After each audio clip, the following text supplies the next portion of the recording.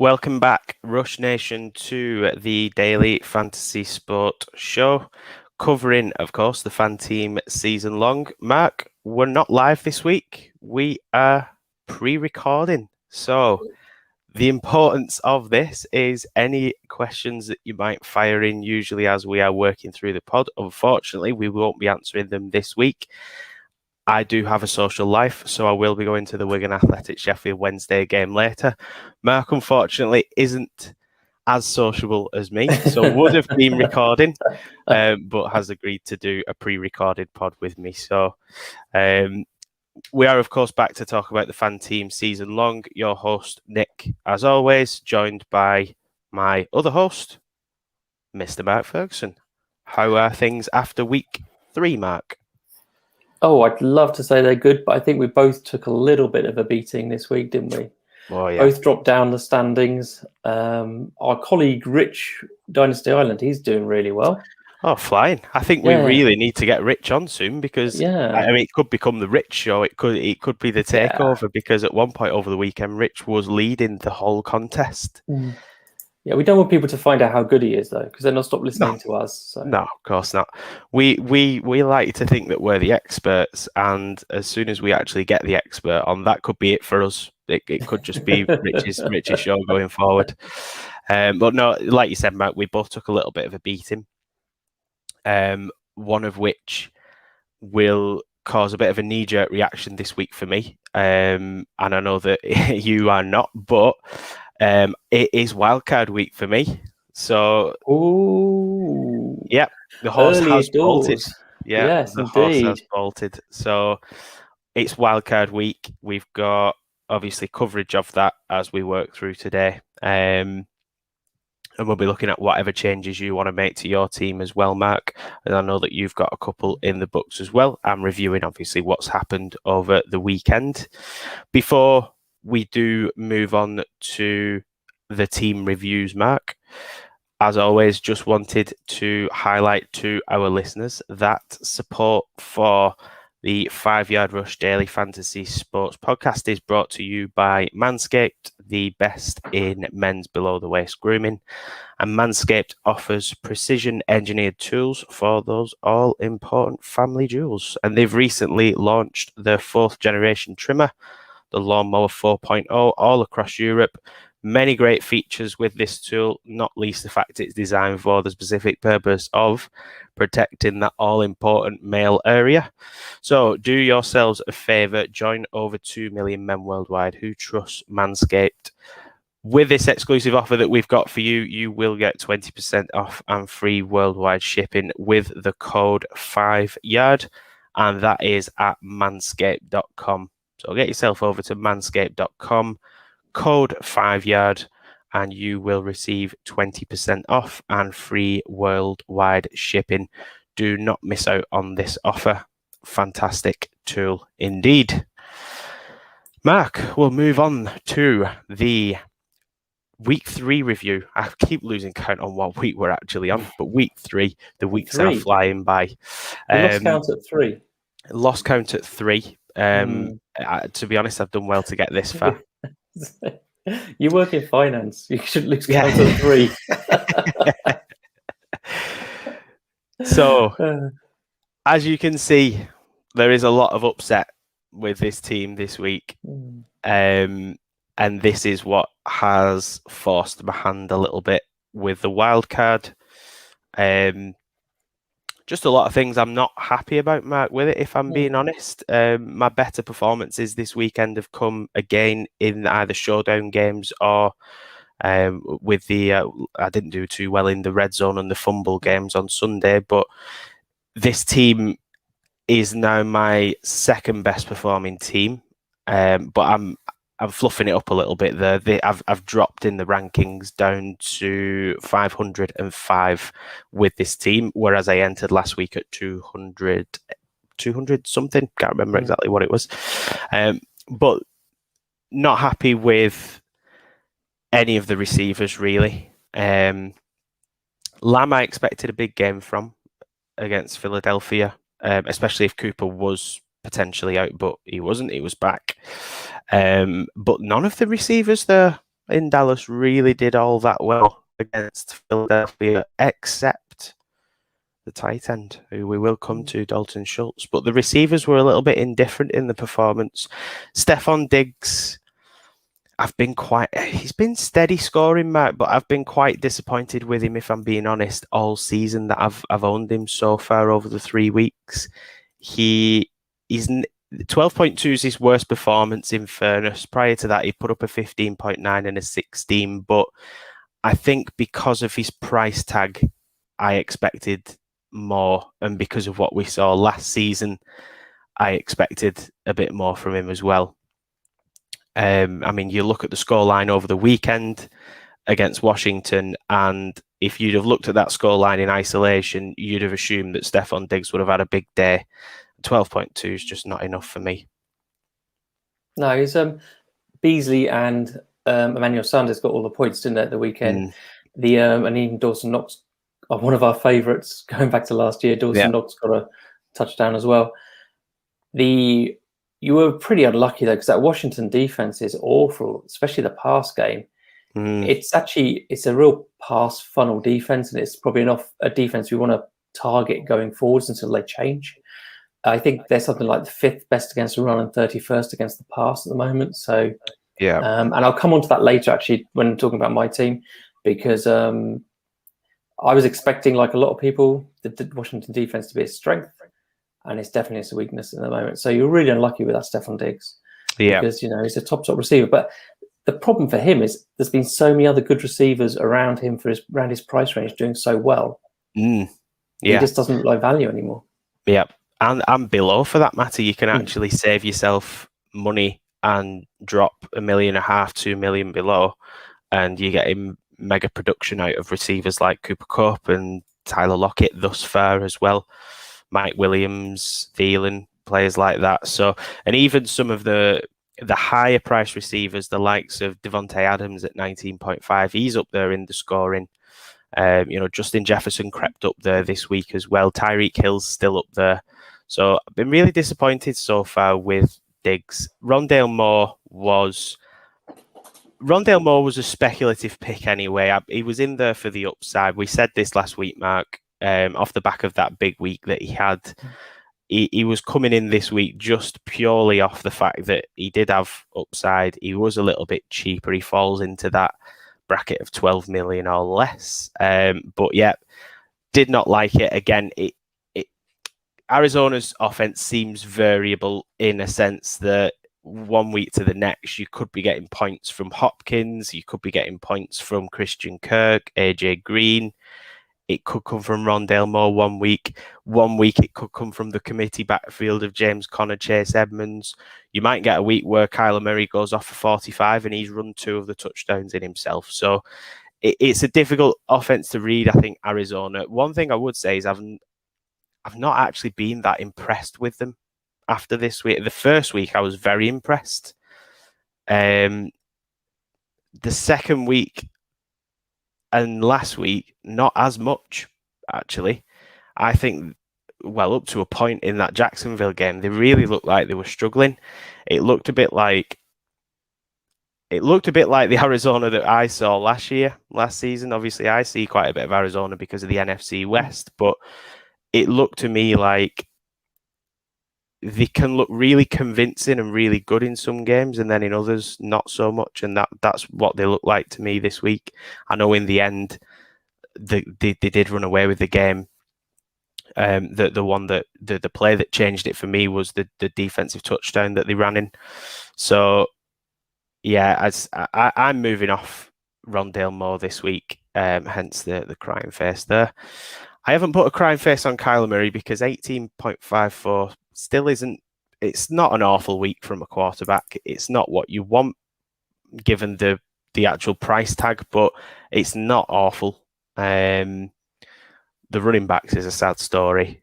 Christian McCaffrey hobbling off with a hamstring injury. We don't like to see that. It does open the door though for next man up. So we'll come to that a little bit later on. Tyson Williams dropped off a cliff, which was always the danger. He still got some touches. He was just a little bit ineffective with the touches that he did have. DeAndre Swift, I was pleasantly surprised with. Tough defense there in Baltimore, but Detroit don't look bad. They don't look bad at all, other than the heroics of Justin Tucker with a 66-yarder bouncing off the bottom of the crossbar, the sticks. It's a win for Detroit. So very unfortunate there. But one thing that I did like what I saw is that Swift continues to be involved out of the backfield. He's obviously heavily involved in the running game. There is the threat of Jamal Williams is there, but for me, it doesn't really hamper Swift too much. He's still getting his receptions. He's still getting his rushes out of the backfield. So no concern there. And I think actually, if you're going to pay around 16, 17 million still for a running back, I think he's one of the ones that offers the best value at that price range. Minnesota's defense, I've put a crying face there, but I can't be too disappointed really with the price tag. There's going to be weeks where that's up and down. But something that I am actually going to change on my wildcard mark. I know we've said about defenses not investing too much, and I'm not. But I am stepping it up slightly, and I'm going to go with one of the 10 million defenses on my wildcard. Wow. Minnesota scored 22 points, I think, the week before, didn't they? So it's all just shows the variability of it. We mentioned the Jacksonville defense last week on the pod, and then obviously when we mentioned it, we knew they were going to score a 109-yard touchdown. So these it's so random defense. The Tyson Williams thing is interesting because even last week we were like, it's a risk, it's a gamble, because we talked through that, and he just vanished, and his snap count was really small comparison with Latavius Murray's, wasn't it, in the end? Yeah. DeAndre Swift, he's just looking like he's a top fantasy option now, isn't he? Yeah. Even with Jamal Williams in there, it's got a little bit of the Aaron Jones about it, in the fact that people are often reluctant to take Aaron Jones because he never has the same snap counts of a Derrick Henry or McCaffrey or Kamara, but he still manages to produce the same number of points because he gets opportunities when he's in there, and when he does, he usually produces. Yeah. And DeAndre Swift has that feel about him, I think, doesn't he, at the moment? I think what I'm liking about Swift as well is, a couple of things. His ownership is still really low. He was 1% following the weekend, which is, if he has good weeks, it's a great variable. 16 mil is on the cheaper side of some of the top starting running backs that you can get. But what I like about it, he's very efficient with the work that he gets. So in week 2 and week 3, Swift's actually been carrying a bit of a knock if you've been reading all the reports leading up to the games. So week 2, he had 36 snaps. Week 3, he logged 35. He's being very efficient with the workload he's being given, and it's nowhere near a running back one workload at this stage. I think as his health improves, and hopefully it does continue to improve, he'll see a higher percentage of the snap count, and we'll see more work from him, more involvement, both from the backfield and out of the backfield. So I really like that 16 million Swift. He's going absolutely nowhere in my wildcard team, staying put. Yeah, I do. I really do like him. The McCaffrey thing's interesting because he's 56% owned there, and I suspect most people are going to transfer him out this week for Derrick Henry. I suspect so. He's already 20% owned, so I think we're going to end up with a very highly owned Derrick Henry. So if you need to catch up with people, I do wonder whether or not you should go a different route and stuff than that. And Swift could be part of that, so that's interesting. Yeah. And that is week 3 for me, Mark. Okay. I shall try and use the tech again. Here we go. I haven't got any flashy emojis on mine like yours. Just amateur hour. Amateur hour. There you go. So what I really need to talk about here is you've already mentioned about McCaffrey. We've got some players the same, etc. But last week I transferred in Waller, Osborne, and Moore, and I took out Conklin, Kamara, and Watkins. And Waller, Osborne, and Moore scored a grand total of 17.4 points. Conklin himself scored 20 odd points. Kamara got around 19, I think it was. So it doesn't really matter what Watkins did. Basically, they might be some of the worst transfers in the history of this game. I basically halved the amount of points my players were going to get. So there you go. That explains why I've dropped down to 237 this week. Well, you just knew it was going to happen this week, Mark. The week I took Marquez Callaway out for Rondale Moore, Marquez Callaway goes and bags himself a 14.1 score. What have we been saying since the very start of this contest? Patience. And neither of us showed it. Patience. So neither of us showed it last week. Yeah, neither of us showed it last week, and you're going to wild card this week. So there you go. Do as we say, not as we do. And yeah. So in terms of the rest of the team, so basically Osborne was a sort of non-factor in the game plan. It all went to Conklin. Rondale Moore was Christian Kirk week. Basically, the 3 weeks have gone. Christian Kirk week, Rondale Moore week, Christian Kirk week. So hopefully week 4 he'll be good. It was his snap count though really dropped off this week, didn't it, Moore's? Now I'm presuming that's game plan related. So maybe he's not the bargain that we thought he was, especially as his other options opened up. And specifically at running back for a similar price as well, I think. So that's something to keep an eye on. I'm doing transfers this week, but he's not going this week. I'm gonna, they're playing. Who are they playing? It's the Rams. It's a tough game. Yeah, they got the Rams. So I might even keep them after that because that's going to be a tough game for them anyway. But we'll see. Ridley, he's definitely one potentially who could be going in the next couple of weeks because Atlanta offense just hasn't looked good. It really hasn't, especially not for the receivers. I think probably only Cordell Patterson is probably the only player worth his value at the moment for Atlanta. I'm now there's a part of me who thinks that they can't carry on this badly, but they could. Who knows? I mean, just part of me, but there's, my gut instinct says it won't be that bad, but it's a new offense this year and stuff, so maybe this is as good as it gets for them at the moment and stuff. So we'll see. He's not coming out this week just because of lack of transfers, and also they're playing Washington this week. I've already spoken about as a team we should target in the past game, but yeah, for week 5, he's definitely going to be in consideration. Cooper Kupp's a superstar. He's not going anywhere.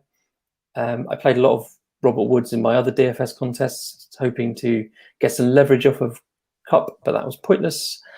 And he just keeps producing, doesn't he? I don't need to tell you. Unbelievable. Yeah. What a bargain.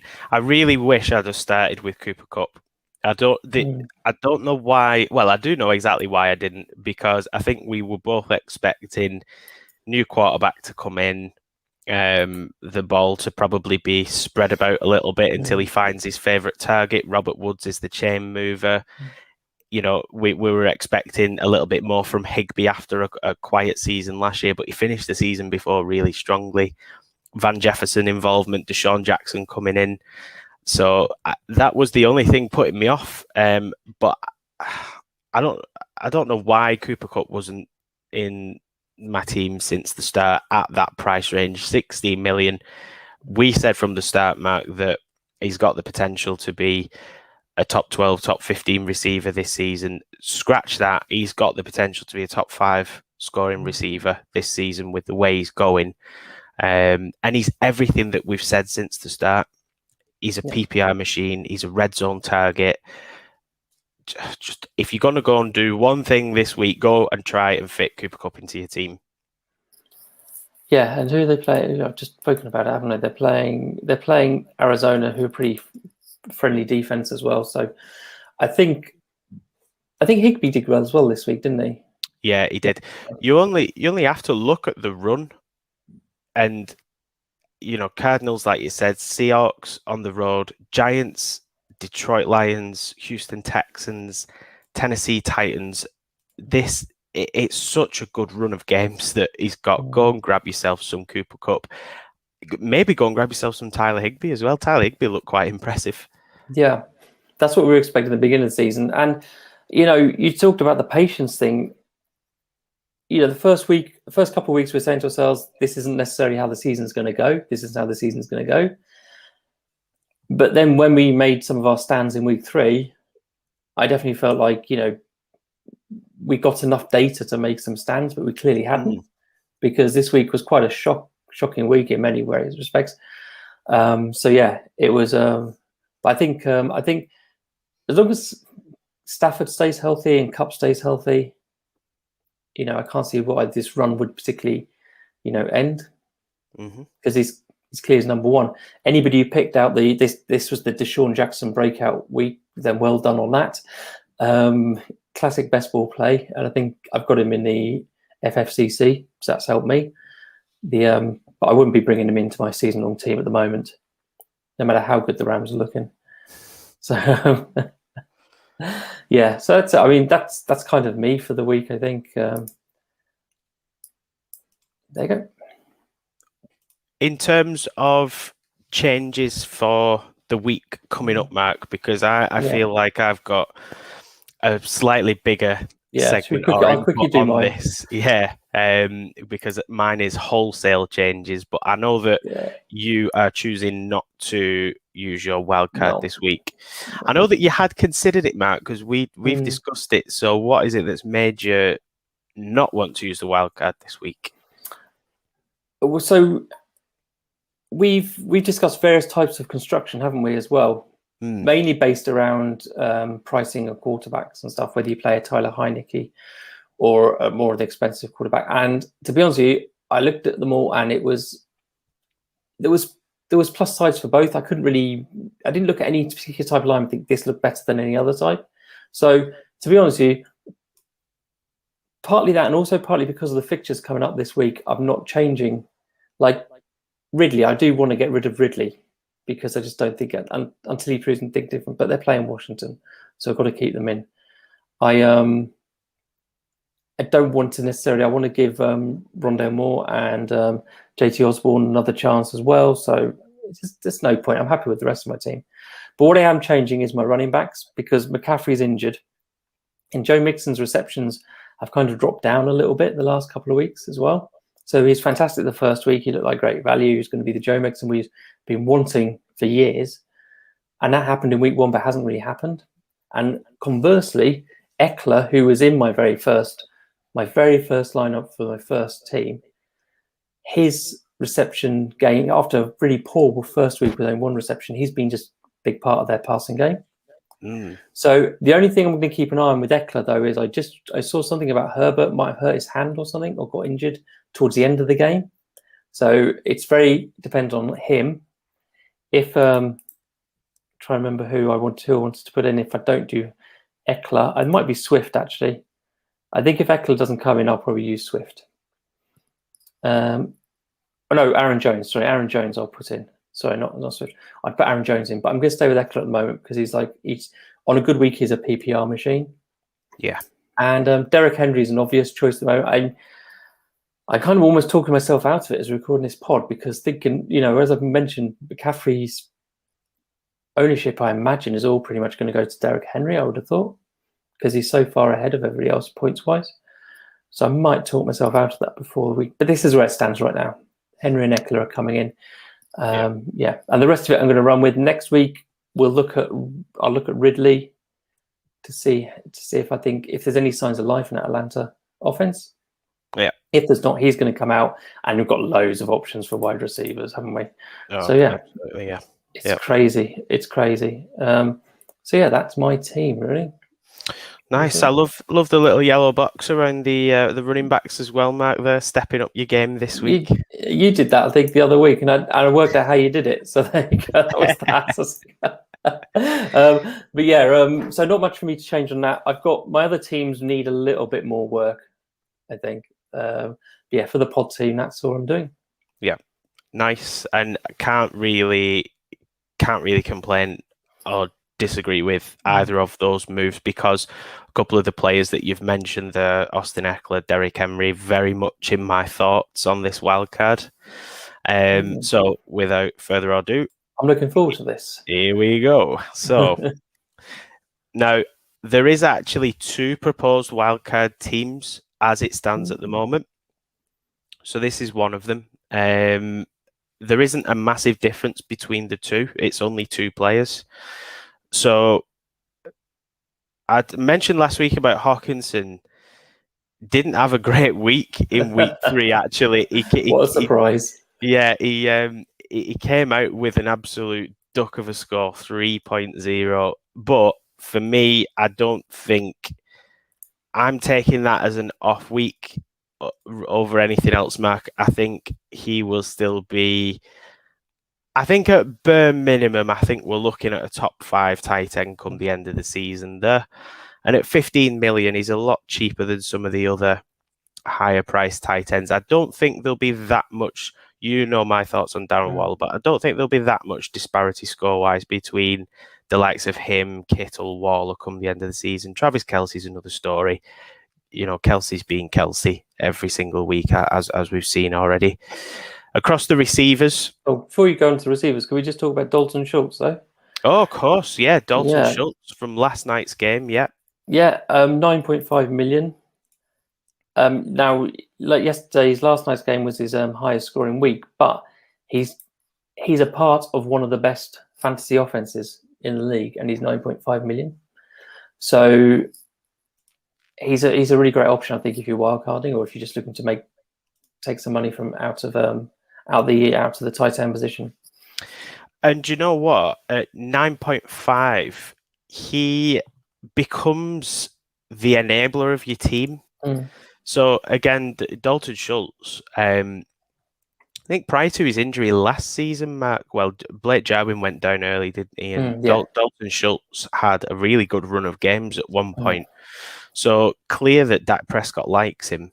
And I actually started Dalton Schultz in my Dallas Eagles showdown slate last night on Fanteam, and I actually, it's the only reason I think that I ended up finishing 13th out of the field was because I had Dalton Schultz there, whereas a lot of people probably went down the Amari Cooper CD Lamb route, or they went bigger at running back with Zeke Sanders, who obviously Zeke had a big game, but I think we always talk about enablers, Mark, and you can see that in this team, my enabler is Chuba Hubbard at 9.5. Now, he's quite easy to change further down the line to a Dalton Schultz at 9.5 at tight end.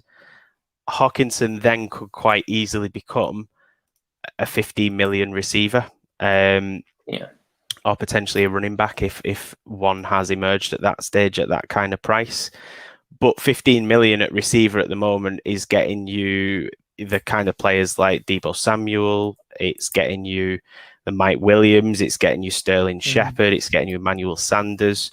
So there's definitely production there at that price range. But I think, especially with McCaffrey going down, I think I'm happy for the time being because it looks like it's going to be a few weeks anyway until he's back. They're not putting him on the injured reserve list, but it looks like he's going to be out a few weeks. And I suppose with a hamstring injury, the last thing you want to do when it's someone like McCaffrey who's had injury history in the past, don't want to rush him back.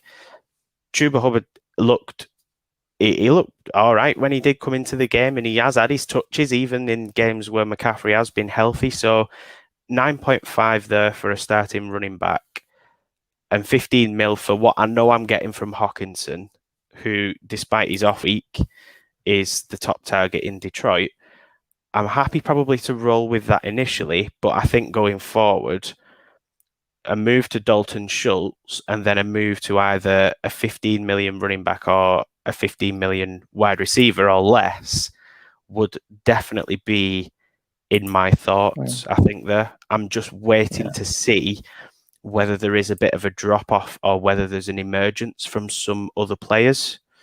You know, Jacoby Myers had a big week this week. Devonta Smith is there at that price range. Does he step up?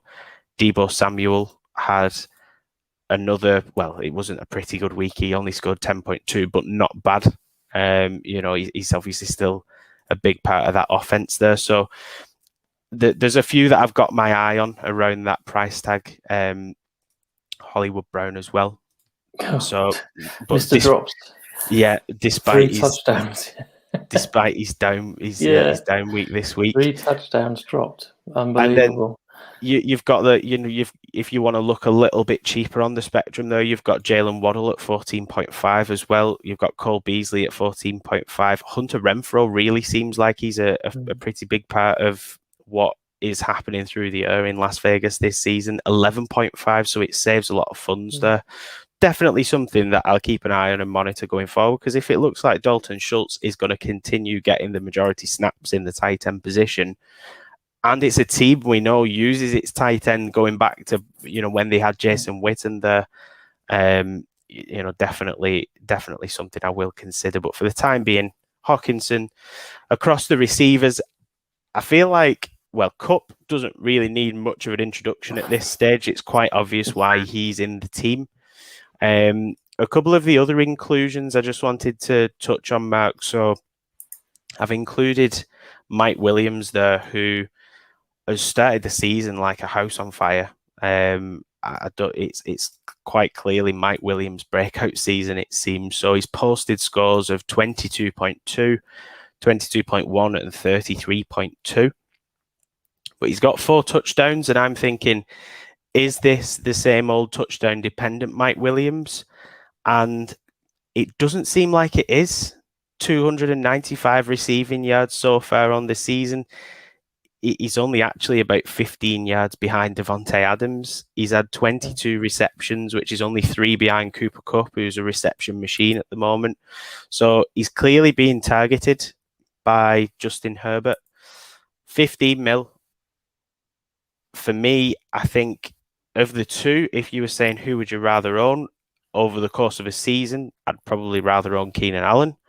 But to save $2 million, I'd rather own Mike Williams, and he's quite clearly having a big impact in that offense. So 15 million, I think he's probably the best receiving option at the moment at that price range. If I could find the extra 0.5 and I was happy with it, I'd potentially be considering Brandon Cooks as well, just simply because of the body of work that Brandon Cooks is getting at Houston. But again, very similar to Mike Williams. One thing that Cooks isn't getting is more so the touchdowns, but he is getting the yardage and he is getting the receptions. Chris Godwin makes up the trio of receivers that I've got. This is a bit of an eye test one. I just like what I'm seeing from Brady and Godwin. I think he's got a really good partnership with him, a good relationship with him. I think more so Godwin than Mike Evans. Mike Evans at times on the sideline looked really upset that the ball wasn't coming his way, which probably means that Mike Evans is going to have a big week either next week or the week after. And my only fear with what is in Tampa Bay is that there's a lot of mouths to feed there. You've got Antonio Brown, you've got Mike Evans, you've got Chris Godwin, we've got Gronkowski. But it seems to me that Chris Godwin is the true number one receiver there. And I think when Brown is fit and healthy, I think Brown will obviously have involvement in the passing game there as well. Brady clearly likes Antonio Brown from what we've seen from the first couple of weeks. But Chris Godwin, I think, is the most dependable of that group based on what we've seen thus far and based on the work that he's getting. So again, 19 receptions, that's average of just over 6 a game, 241 yards.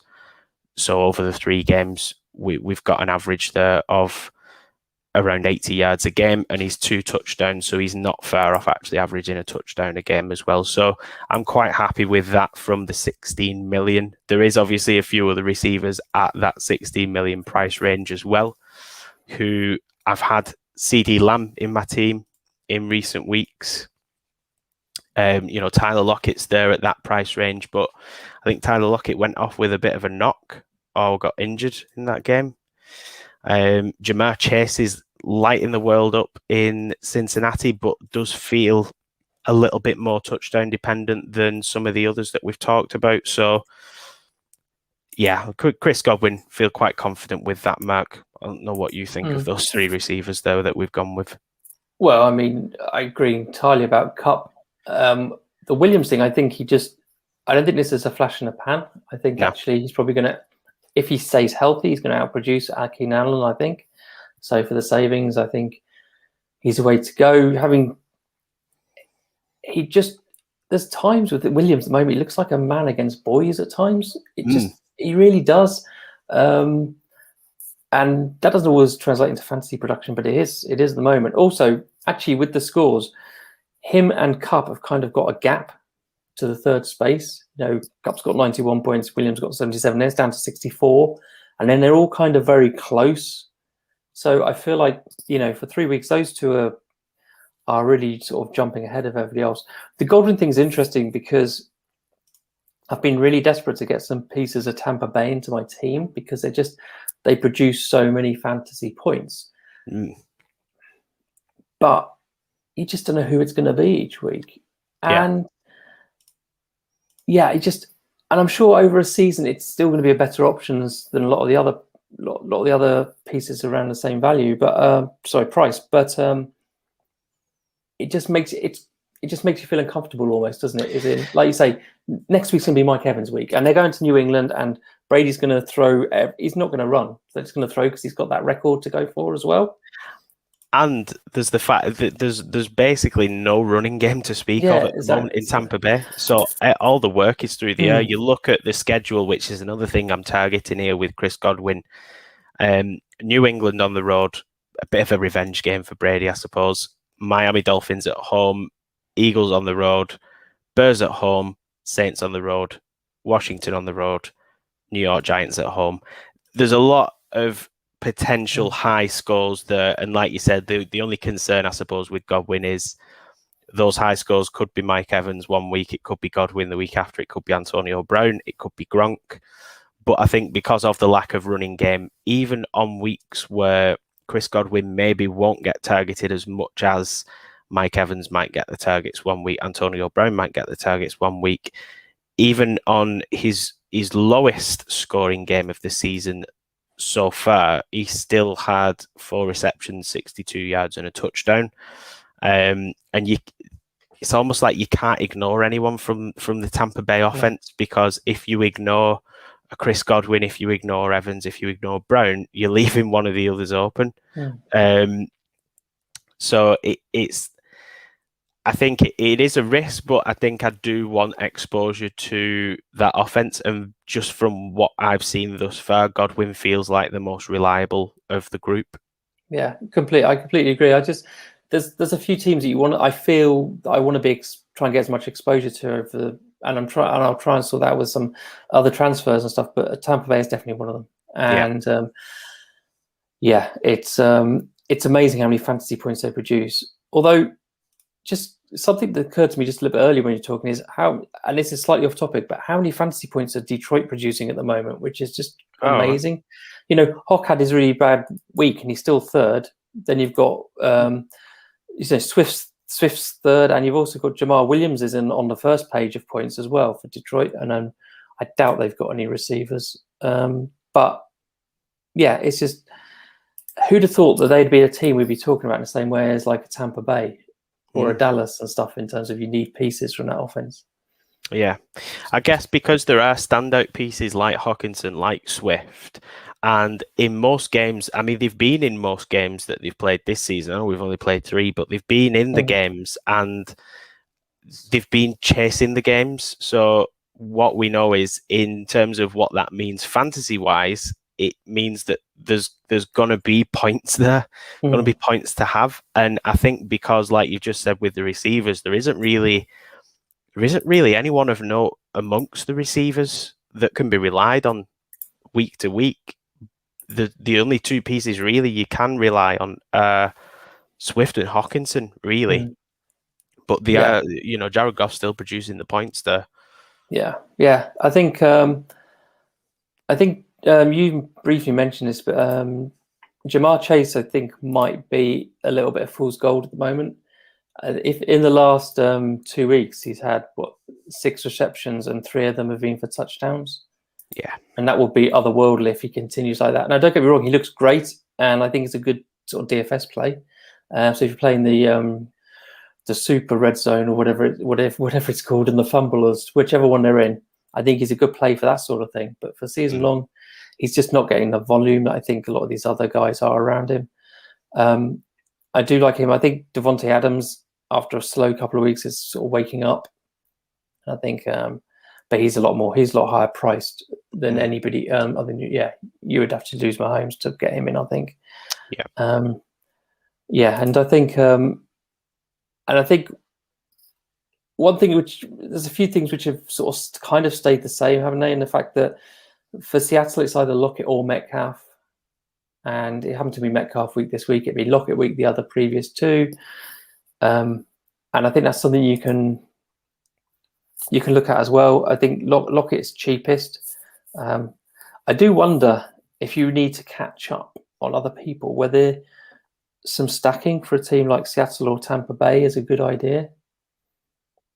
Because there are weeks where they both produce. These players, both Godwin and Evans do well, or Godwin and Brown do well. Yeah.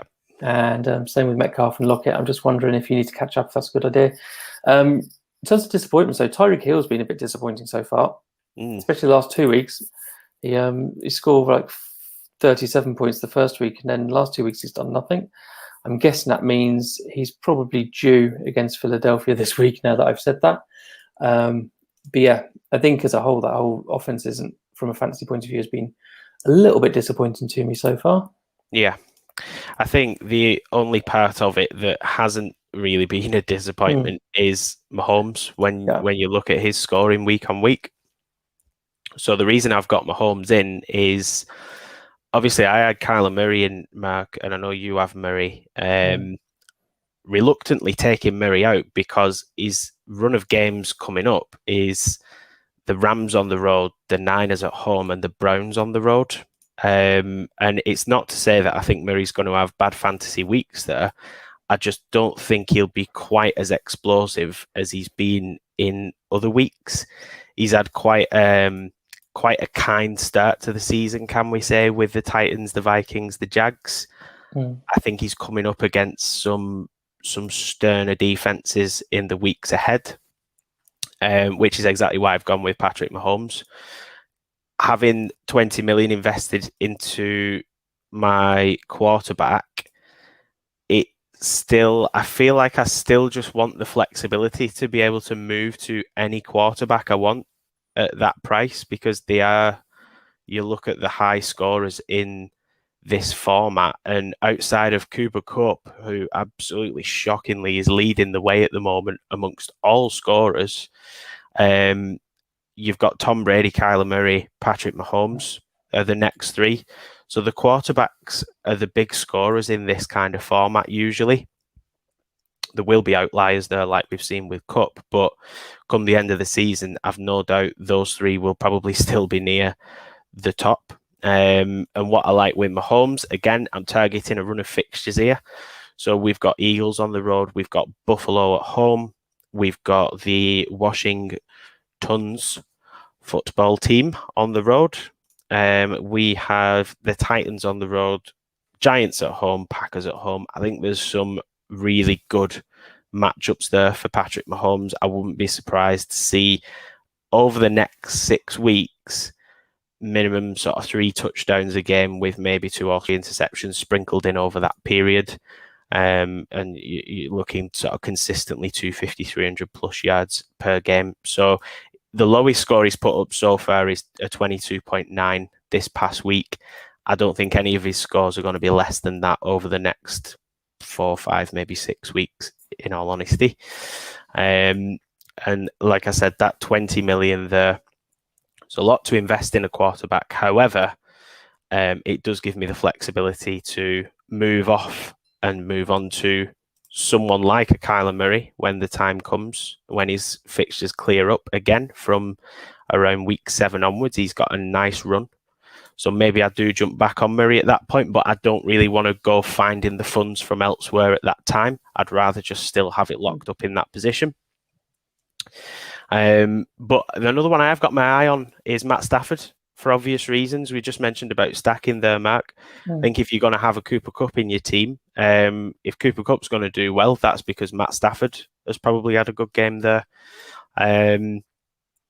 He's not scored as well as Mahomes so far, but again, a nice run of games with some pass-friendly defenses coming up. And obviously what you're seeing on the screen now isn't my finalised wildcard. It's just my proposed wildcard at this stage. And I will show an alternative in a few minutes, Mark, that actually has a different quarterback in there in Matt Stafford. But yeah, for the time being, I think Mahomes is the route that I probably would go. Did you consider at all Josh Allen at 20 million? Because he's come out of his slumber a little bit, as is the whole. I mean, Washington defense will do that to you, but as the whole of the Bills, he's got Texans, Chiefs, who are very bad pass defense, Titans, Dolphins, Jags, Jets, Colts, Saints. I mean, I'm getting to almost the end of the season now. Josh Allen's schedule looks pretty good, and he looked pretty vintage Josh Allen. Yeah. At the weekend. So he's the same price as Mahomes. I don't know. I think he might be my preferred option at the moment if I was going to spend 20 million. Yeah, definitely a consideration. I think what we saw this past week is more what we expect to see from Josh Allen. I've still got just a little niggling doubt from the first couple of weeks, I suppose, there. But yeah, great run of games, and someone that, again, if I did move off Mahomes and I was looking to move on to another quarterback, then even if it is for 3 or 4 games, I think after the next few weeks, and I know he's got Houston and Kansas coming up, but then beyond that, that run of games where it's the Dolphins, the Jags, the Jets, the Colts, that is a really appealing block of 4 games to me. So that could be a move that I make rather than moving back to Murray. I mean, I could roll with Allen. This, again, is not a finalised wildcard, but whoever I roll with at quarterback will absolutely be a premium quarterback, I think, unless I go with option 2, which I'll come to shortly. But then in the running backs, DeAndre Swift, we've already spoke about Swift. I think he is one of the best value for money running backs on the board. Austin Eckler, for much the reasons you mentioned, Mark, sees a lot of work in the passing game as well, Eckler, which is why I really like him. I think if you can get a running back in this format that excels at PPR, it's those kind of running backs that do see target share. Expect to see, and well, he's ranked second on the board at the moment, Aaron Jones. That is not, I know he's got that outlier week in week 2, but that's not really a shock because most weeks, week 1, Green Bay were awful against the Saints, but most weeks you're going to see Aaron Jones getting work out of the backfield because that's what Green Bay do. They spread the ball. Adams will get most of the targets. Beyond Devontae Adams, you've then got Aaron Jones, Tonyan, Valdez-Scantling pops up every now and then, Alan Lazard pops up every now and then, but more often than not, the wide receiver 2 or 3 there is Aaron Jones. So I think he is definitely a good option at 17.5. I'd rather save the 0.5 and go to Austin Eckler, though, personally, at this stage, because I just think, again, run of games coming up, Raiders, Browns, Ravens, Patriots, Eagles, Vikings, not too difficult a run of games in terms of friendliness in either receivers or running backs for that matter. But seems really, really involved at the moment in his team's offense, which is exactly what you like to see from a running back in PPR. Indeed. I think there's a couple of surprises. Like we've already talked about Swift being a surprise. I think Kareem Hunt being so high as well is a bit of a surprise. I think he's outscoring Nick Chubb. Obviously, Cordarrelle Patterson is a complete surprise. And do we think this is sustainable? He was really, really involved at the weekend. It's another 6 receptions, another 5 a week before that. So he's another potential enabler, if you want to go that route and stuff. I can't imagine his ownership is very high, it's 3%. But kind of everybody you expected to do well is kind of doing well. I think. Yeah. I think having a quick look. I mean, Dalvin Cook was injured, so that will explain him being so far down. Jonathan Taylor doesn't look very good this year, or in that offense. Fantasy wise, he's not looking very good this year. Yeah, and Antonio Gibson basically got almost a third of his points on one. Yeah, over a third of his points on one play this year. So he was a much touted player before the start of the season, but there's something not right in Washington at the moment. So yeah, I think nobody else down there is really worthwhile. So yeah, I think I like it. The Hubbard one, I'll be interested to see with that one. Right now, if you had, is that use up all your money? This, of course, you could change your defense if you need to. I mean, I'd be tempted to put Corradell Patterson in at the moment instead of Hubbard. But yeah, could be. He could be like you said. He could be great for a few weeks whilst McCaffrey's recovering, and then you could swap him out for a cheaper tight end. So it actually gives me 0.5 in the bank. Okay. So one of the ways I could have done this was I could have put Sony Michel in. I thought Sony Michel looked pretty good. He's a hard running back. Sony Michel, he looked pretty good against Tampa Bay, but I don't know how long it's going to be before Darrell Henderson comes back. I don't think his injury is that serious. With a run of health, Darrell Henderson at 15 would absolutely be in my thoughts as well. But with Hubbard, yeah, I mean, he's in there because, again, we've spoke about it on every pod we've done so far, Mark, and on this one for that matter. But at 9.5, he's an enabler elsewhere in my team. And I like that I can move him to Dalton Schultz at 9.5 and then move Hawkinson to either a 15 mil or less receiver or potentially an emerging running back. Kareem Hunt. Is Kareem Hunt sustainable? I don't know, because he does. He gets, the thing is, you're going to have up and down weeks with Kareem Hunt, aren't you? Because he gets work out of the backfield that Chubb doesn't. And there's not a lot there at the moment in Cleveland with Landry going down.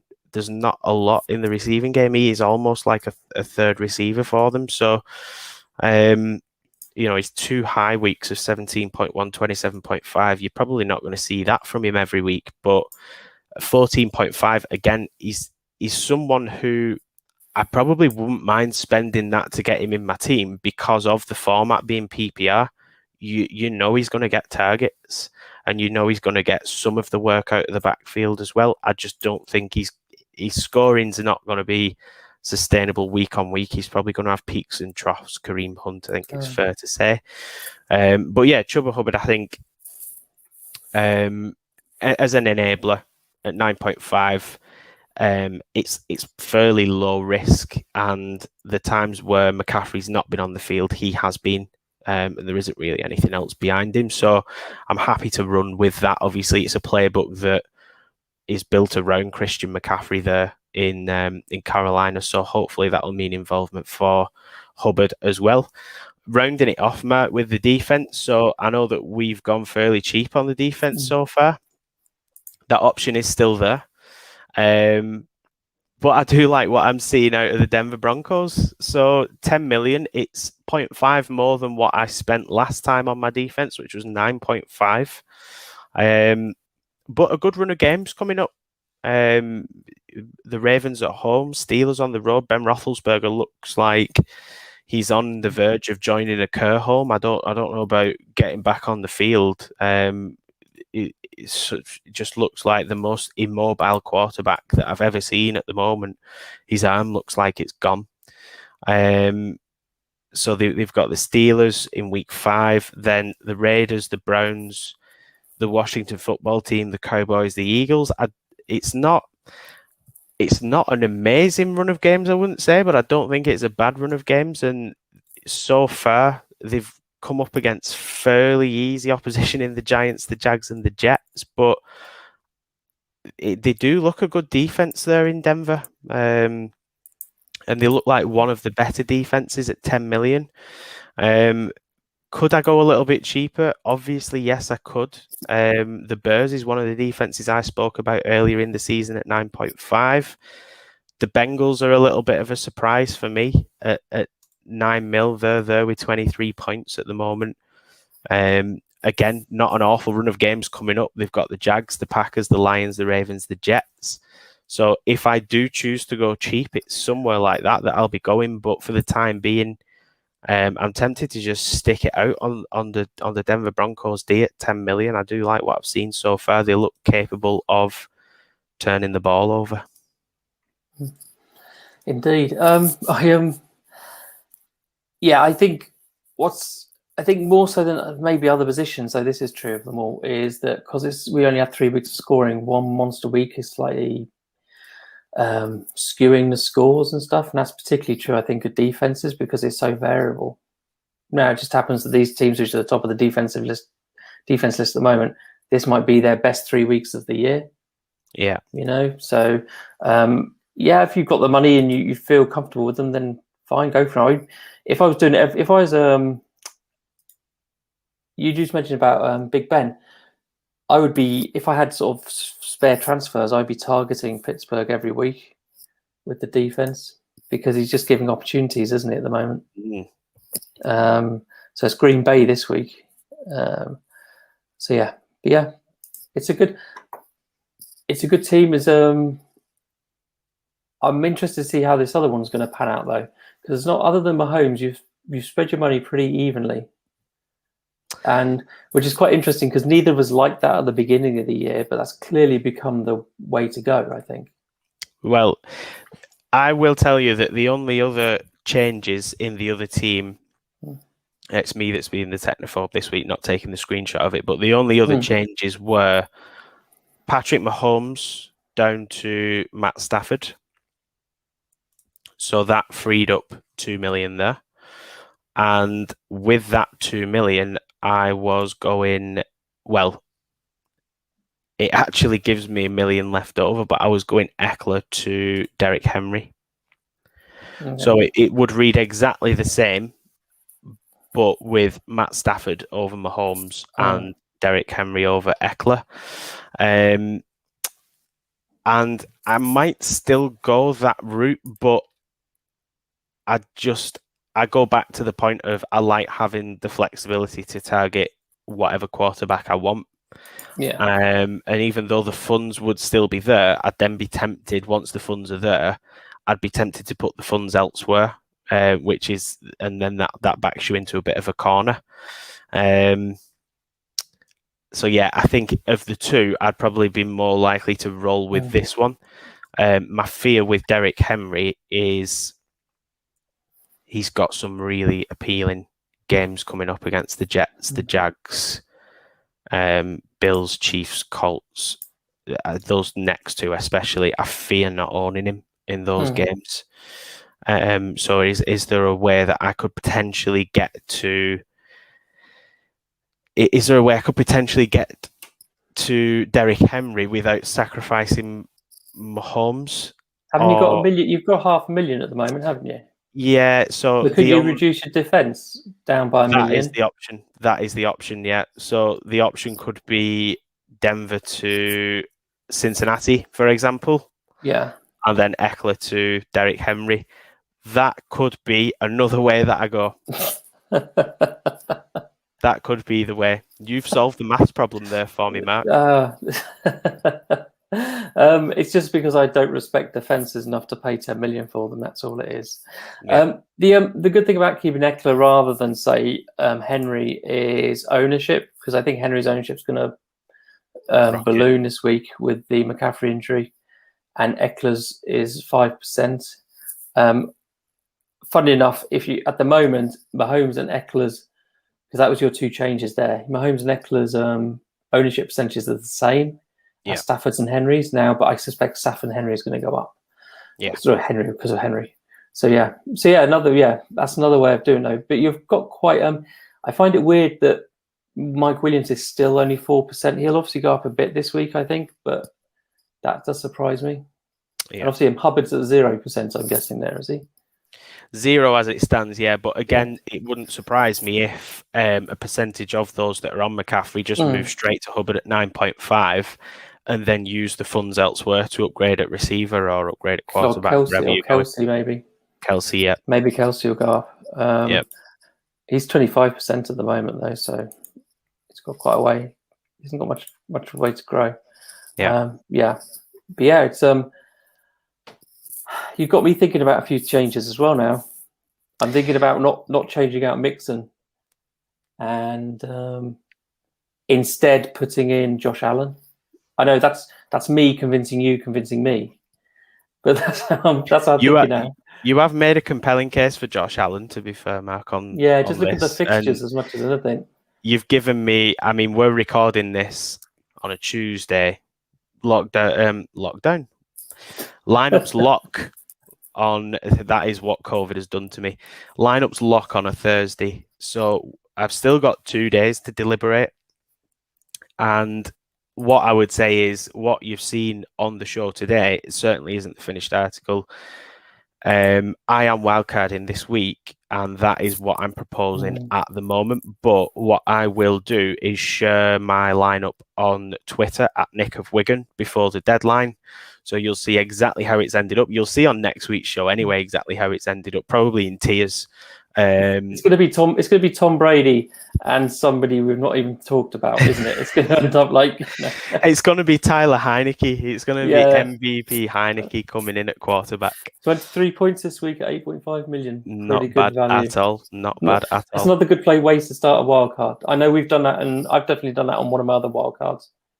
Yeah, I think really one of my lower performing teams, I've done exactly the same, just to just as almost as an experiment. So in breaking news, I can fit in Allen and Henry instead of Murray and McCaffrey. And because Cincinnati are playing Jacksonville this week, which should be a pretty nice game, maybe I will keep Mixon for this week and do that change, because the Murray fixtures look awful now. Yeah, you say them, and Josh Allen's just do not. And he's only 6% at the moment, Josh Allen. That's low. I know. I mean, I think it will go up because he had a slow start and stuff, but it mitigates a little bit of the Henry ownership and stuff. And Mixon is really low still. So yeah, I think. Yep, I need a new graphic now. That's it. That's what I'm doing now. I've changed my mind after all of that talk. I've changed my mind completely. Well, obviously there are moving parts with this. We know that the deadline is only Thursday, but make sure you do lock your team in by Thursday at the very latest. I will share my wildcard team on Twitter, Mark, before the deadline. You can always share your newly constructed lineup on there as well once this goes live, so people know what the end product is. Yeah, I think it's going to be Josh Allen and Derrick Henry now. Yeah. But we'll see. I've got a couple of days to think. Yeah, and that is the beauty of it, is we have still got a few days. It's also a curse because the changes we could make could kill us come Sunday. But yeah, that is where I'm at, Mark. Wildcard week for me. I'm looking forward to it being wildcard week for you, but I get the feeling with the changes that you've just mentioned there that wildcard's probably not anywhere near close on the horizon unless there was catastrophic injury. Yeah, indeed. No, I think I've got my next 2 weeks of moves planned out now. Next week we'll do Ridley and Mixon, assuming that Ridley doesn't show a bit of life. So yeah. Yeah. Nice. Well, you can catch us on Twitter at Nick of Wigan, and where can the listeners find yourself, Mark? At _SMRF. Obviously, if you are watching the video, you will see that down here. One thing I would say is if you missed the start of the show, if you do ask any questions on this feed, this is pre-recorded. We are not live. We may be live again next week, baby dependent for me, of course.